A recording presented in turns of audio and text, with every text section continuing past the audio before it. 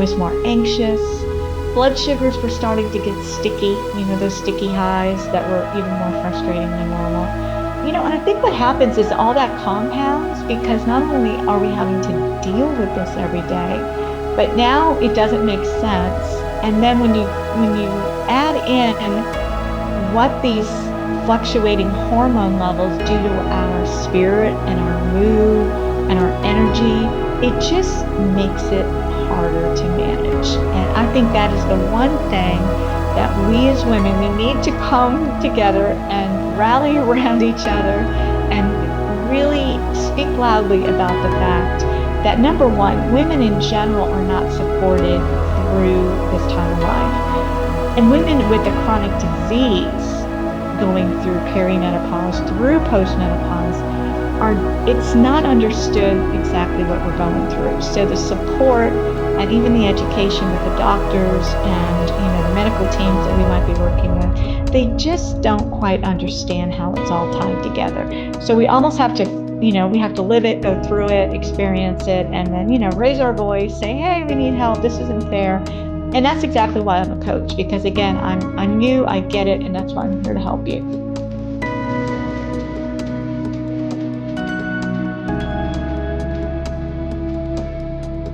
Hello and welcome to this week's episode of the Type 1 and Midlife Podcast. I'm your host, Melissa Slemp. I was diagnosed with type 1 diabetes at 14 years old and now founder and CEO of Abundant Health with Melissa.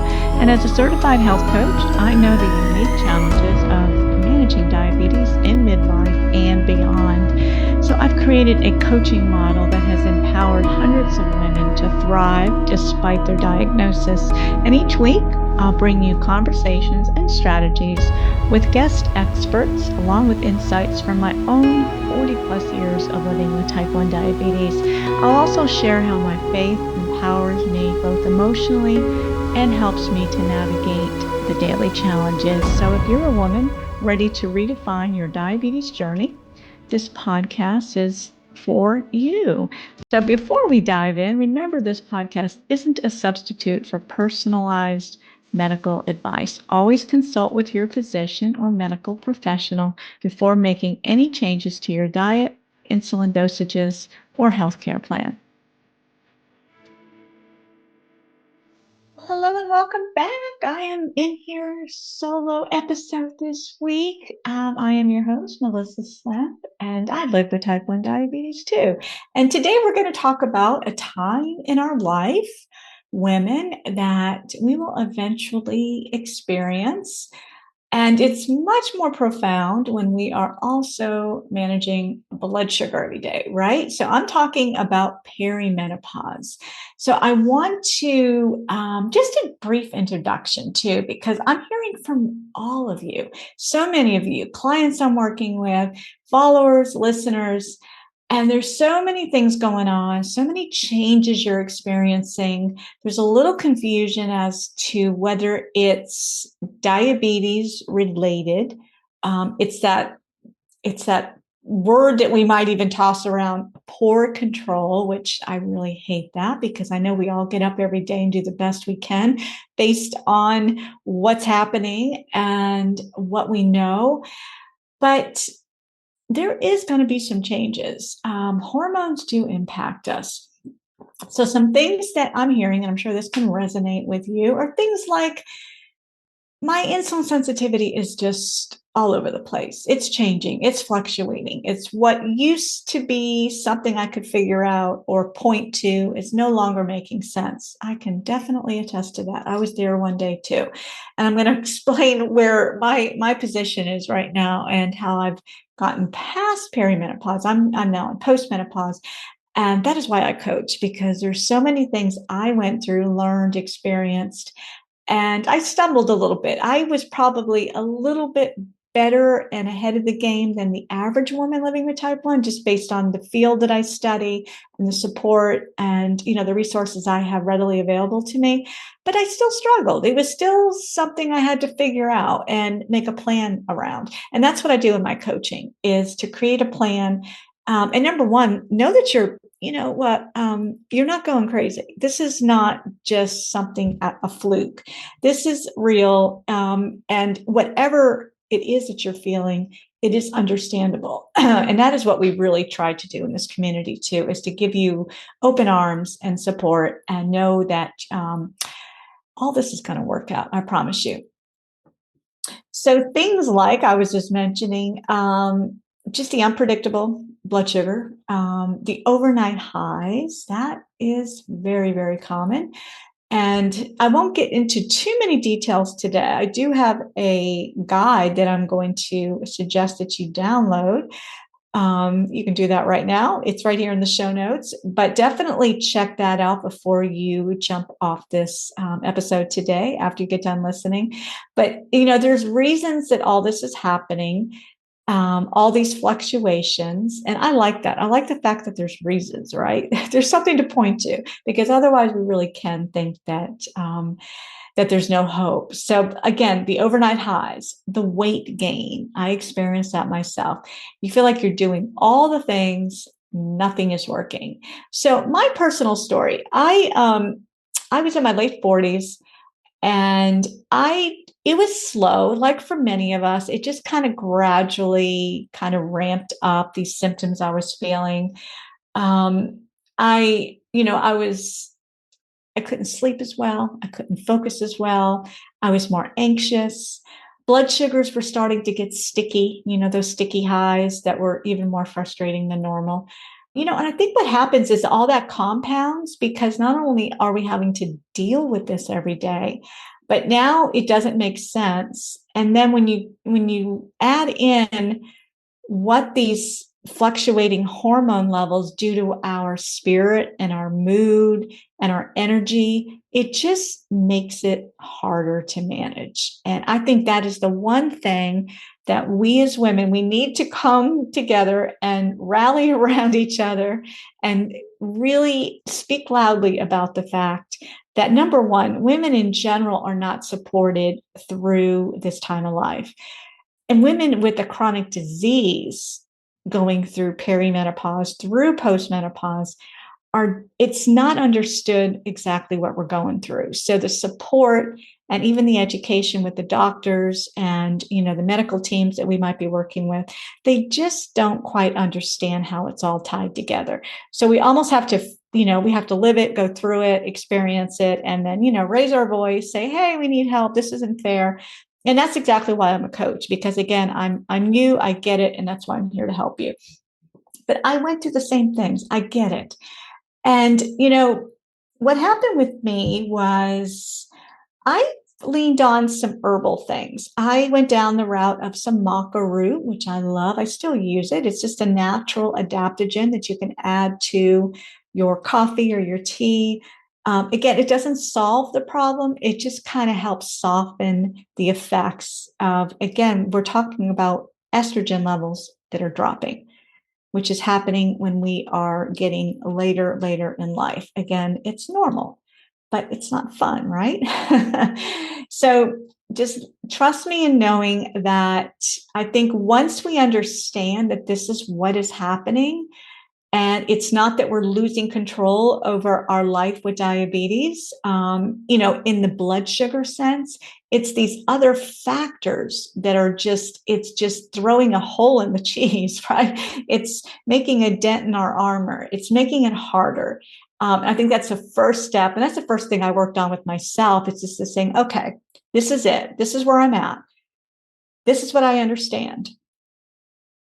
So what am I going to do about it, right? So again, what I did was I really got more in tune with my lifestyle, was eating more protein, started to really bring in more protein, a lot more vegetables.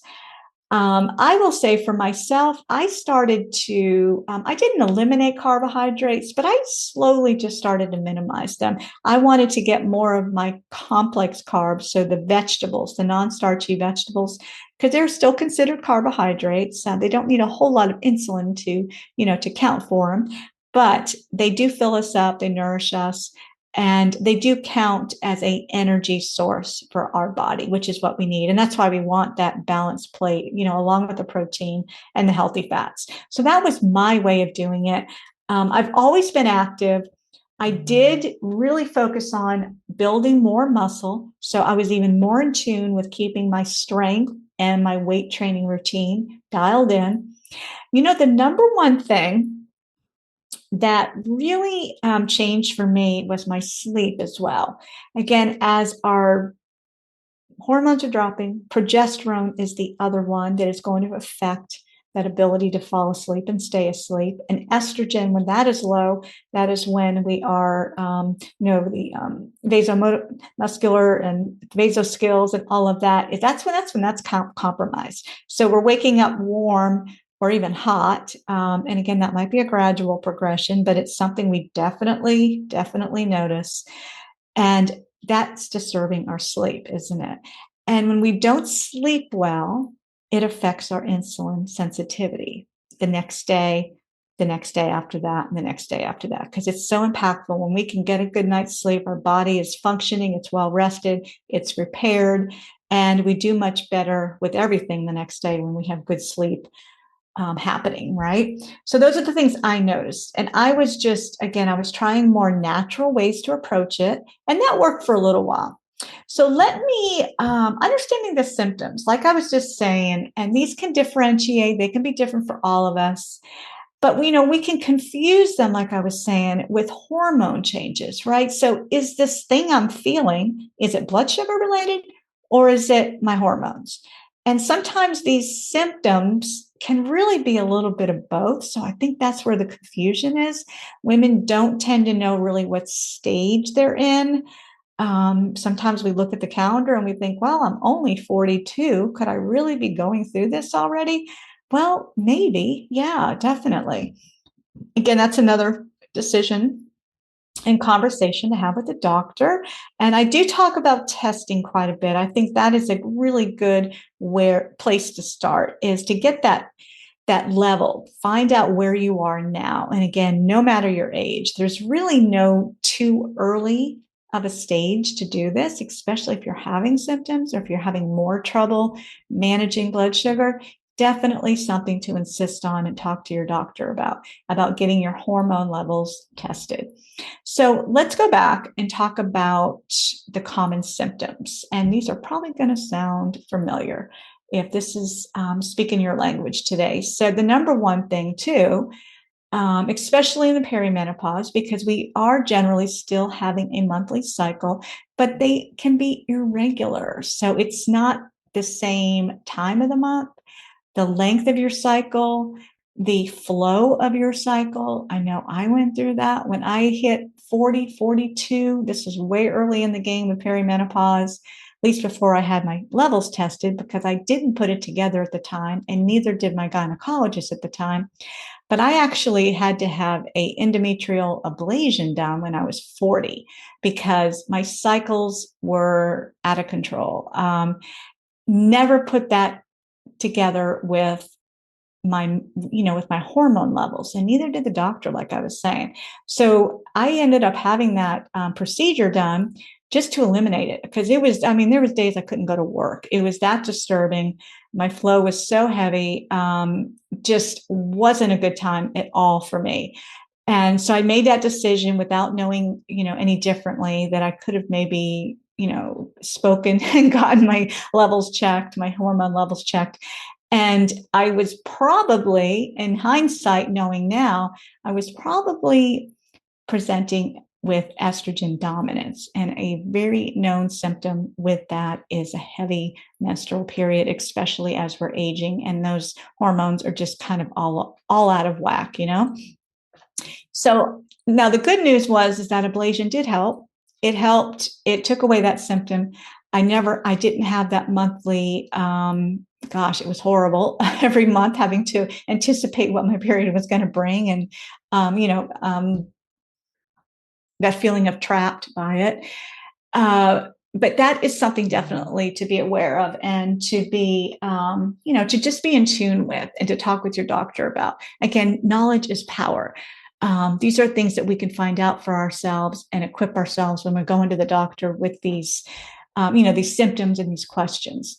Okay, another common symptom, hot flashes. And like I was saying, when estrogen or progesterone start to do a nosedive, that is a very typical response. Again, our system is just not being able to cool itself. That relaxation hormone, which is the progesterone, it just seems to not be there available for us. So we're waking up hot, disturbed sleep. Another thing is mood swings. Again, this can definitely be diabetes related, as we know. When we are low or high with our blood sugar, I know myself, it definitely impacts my mood and my sensitivity to certain things.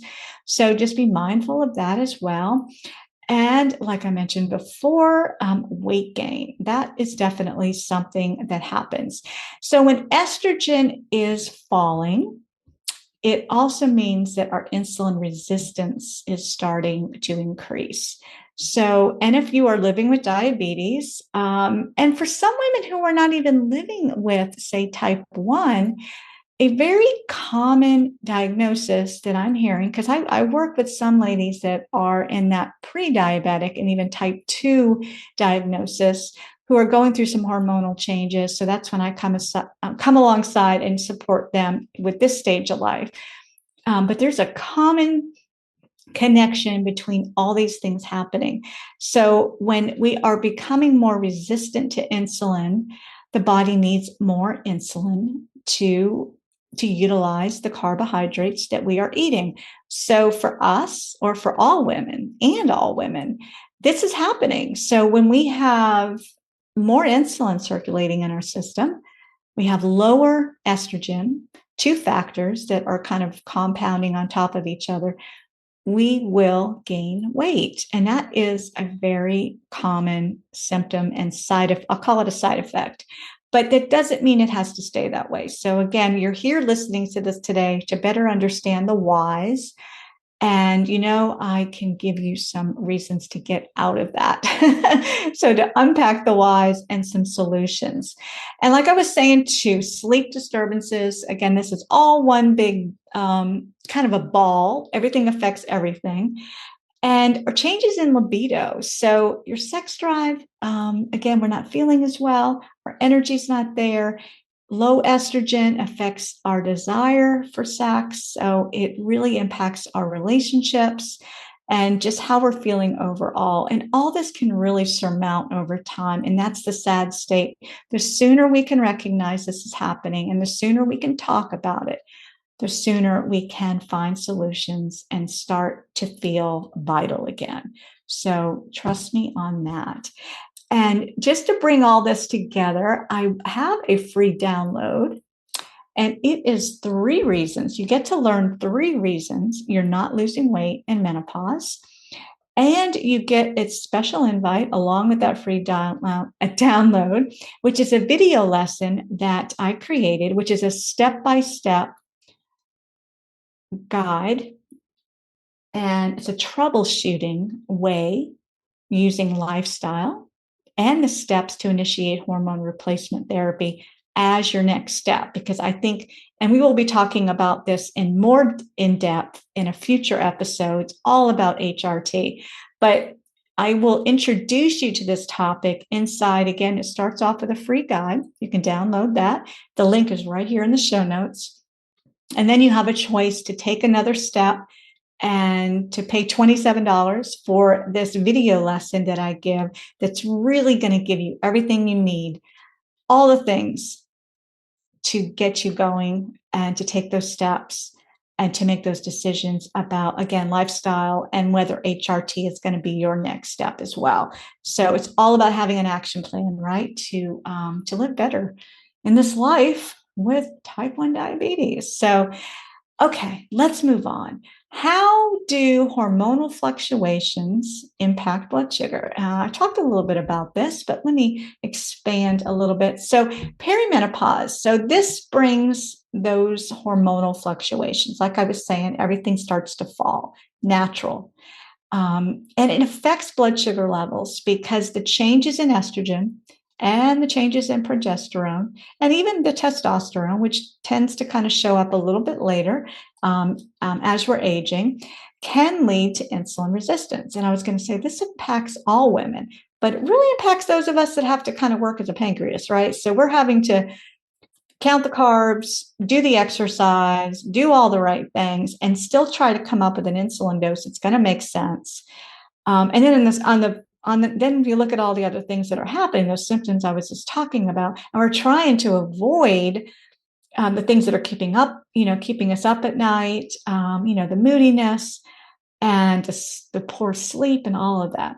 So it makes it harder, all of that, when you compound it all together, put it in one pile, it makes stabilizing our glucose levels so much harder.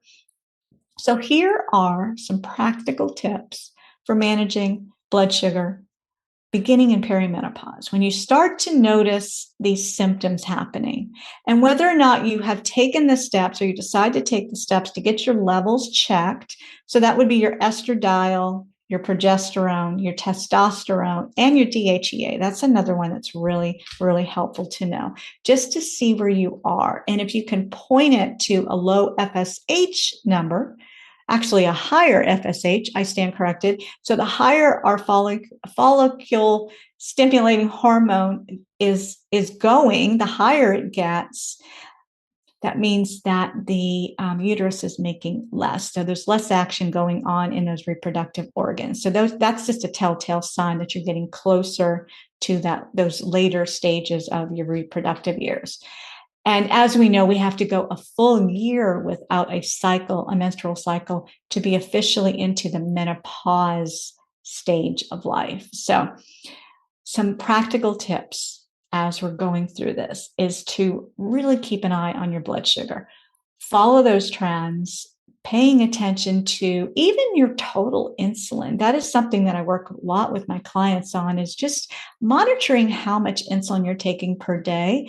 And again, it's not a judgment thing. It's just an awareness, and especially if you're on an insulin pump, or maybe the pump is having to, it's in the background kind of doing its thing. It's just basing its dosing on your insulin or on your glucose number and on your carbohydrates and the food that you're containing, not to mention the stress, because that can be added in there, and then your pump is going to make those adjustments, and then insulin will be delivered accordingly. So paying attention to all of that is really going to help explain why some of these symptoms that I mentioned are starting to show up. Okay.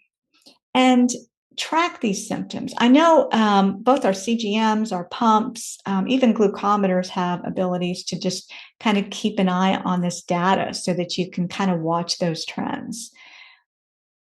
And so this is probably the number one thing. I think we've got to really get a handle on the foundation of our health and our habits every day, doing the best we can. No perfection here, ladies, just getting up, having intentions on what we're eating, how we're moving, how we're sleeping. Hopefully we had a good night's sleep the night before, how much water we're drinking, setting those boundaries around work and relationships, minimizing the stress. All those things support not only your blood sugar, as you probably know, but they support our hormones as they're dropping. And again, all that stress that happens when all these changes are happening, they need as much as they can to help support them. So these lifestyle steps, these things that we all know are healthy and are going to support us, really need to be dialed in. So I highly recommend that. And I'm here to help you if you need some more support on that. Be sure to, just drop down here into the show notes inside the episode. You can get, I have lots of free downloads to help support you with all the things we're talking about today. So I wanted to circle back to some expert insights that I had. I've had a few amazing doctors and OBGYNs and functional medicine practitioners that have been a guest here in the past year. And one of my favorites was episode 27 with Dr. Tabitha Barber. And she is known as the gutsy gyno. And she's gutsy because she puts it out there. She's not afraid to share the truth, support women, and give us everything we need. But if you have a chance to go back and listen to that episode that I had with Dr. Tabitha, I think you'll get a lot of really good nuggets out of it. She really, she talks about the importance of hormone health and really understanding how all the systems of the body work together and why and how insulin resistance is occurring and what we can do about it. And we talk a little bit about Ozempic and metformin. I know those are some things that are popping up, some other ways to improve our insulin sensitivity. It's starting to get more and more talked about, even inside the type 1 community. Again, these are options.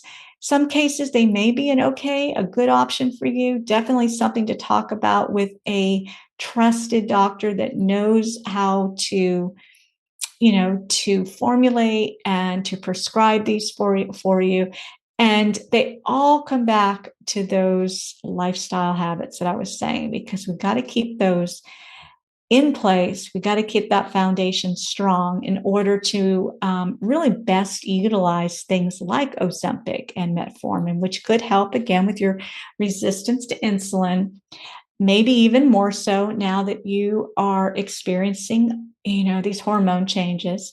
And if weight, the extra weight is starting to really impact you and how you're feeling. Again, it's a great topic to bring up, but definitely make sure that you reach out to a practitioner that knows these hormones and how to prescribe them for you, the best for you. So I want to recap today as we wrap this up. I wanted to, my goal today was to bring this topic up. This is important. It's important to understand where we are, what we're doing, what the body is going through, and how we can best support it. And to know that you're not alone. You are not going crazy. Life is not over. You are not losing your pizzazz.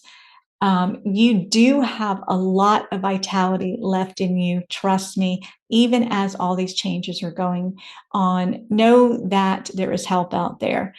And it's important to stay in tune even more. I know that there's days that we feel discouraged. We feel overwhelmed by the data or the choices, the decisions we have to make. And no, it's okay to have a bad day. It's okay to have a day where you just don't want to be so attached to it. But also think about going forward and the long term, what your long-term goals and hopes are and how you want to feel, not only today and tomorrow, but next year, the next 10 years, with family and grandkids and all those things that we want to feel our best with. So focusing on that, focusing on what's important and your purpose here. And we want to feel good while we're here for sure. And to trust your instincts and know how you feel. Don't be dismissed. And if you're being dismissed by, say, doctors, family, friends, then it might be a good time to step away from that sort of discouragement and to seek help from myself, the community, people that are going to support you. And speaking of communities, I encourage you to stay informed as well and to stay proactive. I record videos on the free Honey Health Diabetes app. We have a community in there. It's type 1 and midlife. And you're welcome to join us. You can download the free app. Again, you can see the link right here in the show notes to join us. You have a chance to come in, meet me, ask some questions, meet some other amazing people on that app. There's a lot of other contributors and coaches on there that are bringing in their expertise and support. Many of us live with type 1 or other forms of diabetes and are there to add value and support. So it's a great, great free tool to definitely tap into. And just a reminder to download that free guide that I mentioned and to see the 3 reasons you're not losing weight in menopause with an invite to my video lessons with that step-by-step on lifestyle and making that decision and those choices around hormone replacement therapy and if and when that will be your next step. And I'm here to support you. It's time to eliminate the confusion. And I'm here to give you simple steps to take those steps now. Now is the time. So I hope you enjoyed this episode, and be sure to take a screenshot, share it on social media, let all your friends and fellow T1Ds know that this show is here, and we are happy to bring good value for you every week, and I sure hope we are. Be sure you can also visit me over on abundanthealthwithmelissa.com/podcast. If you have any questions or show ideas, please be sure to reach out and let me know. Again, I will be back in here same time next week. Have a wonderful, blessed day, and just know how amazing you are and how bright you are and how much you contribute to this world. Bye for now.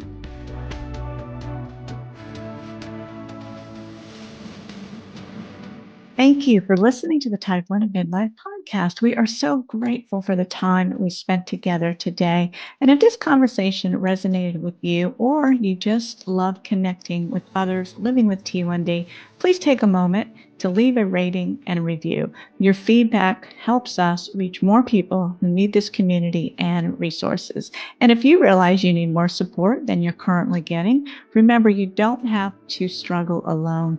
Visit me at abundanthealthwithmelissa.com for free resources on mastering type 1 diabetes in menopause, and to stay connected and learn about my coaching programs. We look forward to being together next Monday, so make sure you're subscribed so you don't miss a single episode. Remember that together we can age gracefully with type 1 diabetes.